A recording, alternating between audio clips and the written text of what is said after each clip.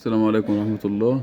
النهاردة بعض المواقع الكبيرة والأماكن القديمة في بيع الأجهزة الكهربائية عموما بدون ذكر أسماء عاملة مجلات عروض، منزلة سعر بعض المنتجات، عندها حاجات فيها عرض قطعة، بقية الحاجات فيها 1000 جنيه اوفر برايس عن السعر القطاعي اللي أصلا متداول. مفيش زيادة مبررة أصلا، يعني مفيش النهاردة مفيش لسه زادت الصبح عشان هم زودوا بعد الظهر، فالأسعار دي في ذمة الله، هم لهم الله يعني، واللي سعر لهم ضحك عليهم.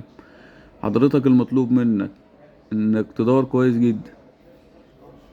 جدا على السلعة اللي انت بتشتريها، وتركز على رقم الموديل. ركز على رقم الموديل، الساعة اللترية مش الحجم المكافئ.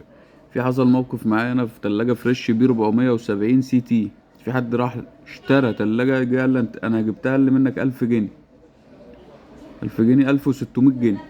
هو راح اشترى بي 400 الفضي ام مقبض، مشتراش البي 470. انا رحت شفتها، ماشي، هي نفس الشكل نفس اللون نفس المقبض، بس سعر اقل، حجم اقل.